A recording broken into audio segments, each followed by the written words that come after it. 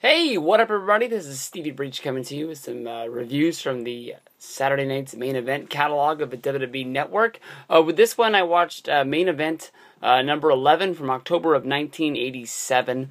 This held one of the biggest angles that WWE ever ran of the 1980s, where the mega powers came together. Macho Man Randy Savage, one of the biggest. He was basically a heel that everybody loved, which basically forced them to turn him babyface. And Hulk Hogan, the biggest force in professional wrestling, coming together to join up. I guess they were a tag team, but in most minds, I would think of them as a faction. I guess they wrestled some tag team matches, but for the most part, they were always singles guys. Of course, you would have SummerSlam 1988, which was headlined by them, tag teaming together against the Mega Bucks, Andre the Giant and the $1 Million Man. This team was put together in 1987 in October. Even though there was a Survivor Series, they didn't team together yet. But we got to see the epic handshake for the first time of Macho Man and Hogan trusting each other, because Hogan comes out to help him. That becomes because of the opening match of the Intercontinental Championship. Of the show is for the Intercontinental Championship. It's the Honky Tonk Man going up against Randy Savage. This one match on Saturday night's main event would also shape the way things would fall in the WWF for years to come. It was sort of thought out already that at WrestleMania 4 they were going to have a tournament which was going to be won by Ted DiBiase.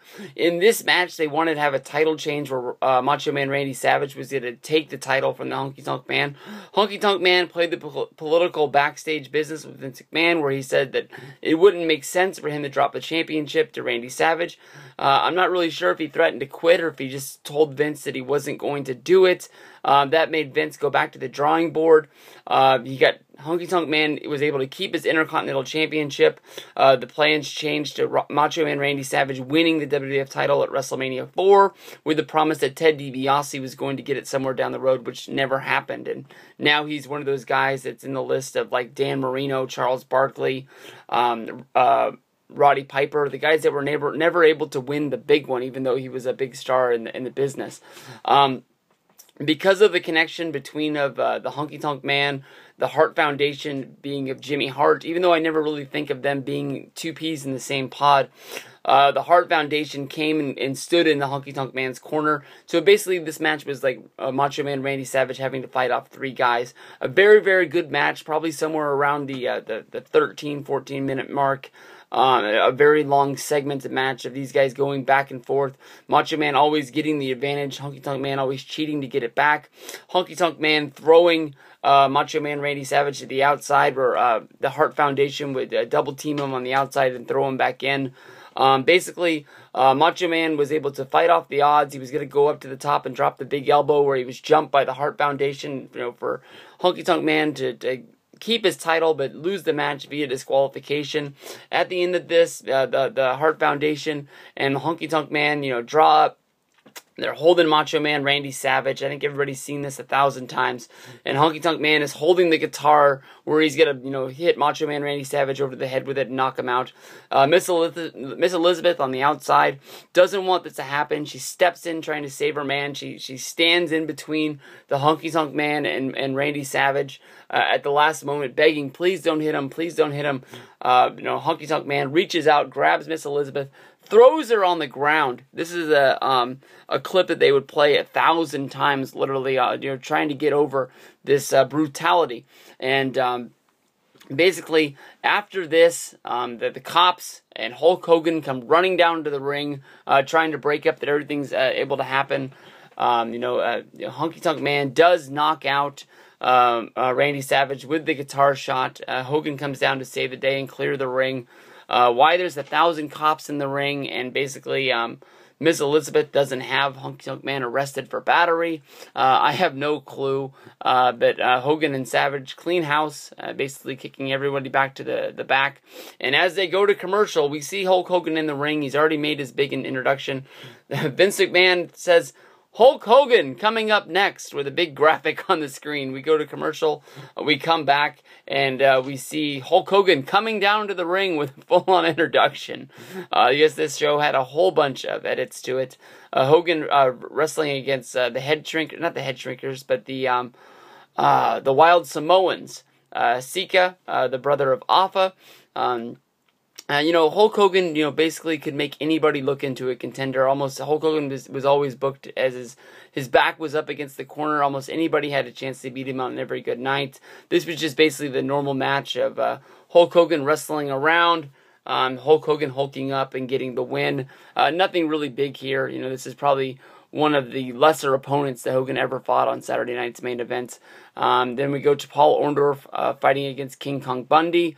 This was an all right match. Paul Orndorff was always a really good babyface. He was a really good heel. He just never was going to be Hulk Hogan. In this match, Andre the Giant has to come down and help King Kong Bundy get the win, where he grabs Paul Orndorff's tights, pulls him back into the corner where Bundy's able to hit the big splash, and we get the 1, 2, 3. Bundy gets the win, and Andre takes off to the back. Then we have a squash match. Hart Foundation wrestling against the young team of the Young Stallions, which was Jim Powers and Paul Roma. And although the Young Stallions do have a spot in this match where there's a 4-man brawl inside the ring where the Young Stallions just start throwing up they start throwing up drop kicks and just hitting the Hart Foundation with everything they got. Somehow in the middle of this, the Hart Foundation is able to grab their hands around the Young Stallions. They're able to hit the Heart Attack. And it's a 1, 2, 3, and the Hart Foundation gets to keep their tag titles and get the win. And then for the main event of this show is one of the best things that's ever happened in professional wrestling. They show the Pile Driver music video. This is where you see all of the baby faces. Don Morocco, Hulk Hogan. You see Vince McMahon is even out there. The song is sung by Coco Beware. They're out there on the job site. They're working construction. We see the Honky Tonk Man, and we see Jimmy Hart trying to drive through with Peggy Sue in the Cadillac through the job site, and they hold him up and they divert him through there. Basically, there's a boss, giving a hard time to all the superstars. They're sitting around, they're eating lunch, doing the the normal 80s construction thing where they're out there in the hot sun and there's sweat dripping off their bodies, and the hot chicks come watching by and they're all oogling over all these guys. I think superstar Billy Graham's even out there. These guys look huge. They look larger than life.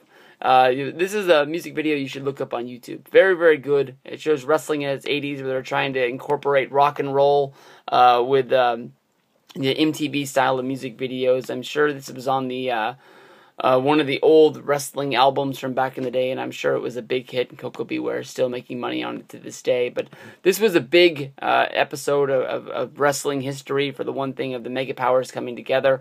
Hulk Hogan, Macho Man Randy Savage would be a team. Where we would see them, fight over the thing of Miss Elizabeth. Of course, everybody knows Hogan comes down and helps Macho Man win the championship at WrestleMania 4. They would team up at SummerSlam 1988. Then they would break up at WrestleMania 5, which would lead to them having a tag match at SummerSlam 1989. They would have the match in the movie where they would have the steel cage match to blow off the feud with Zeus. So this was really big 2-year run for WWF, all revolving around what came together at this one. Make sure you watch this. Saturday night's main event, October of 1987. This is episode 11. It's a great one. Peace out.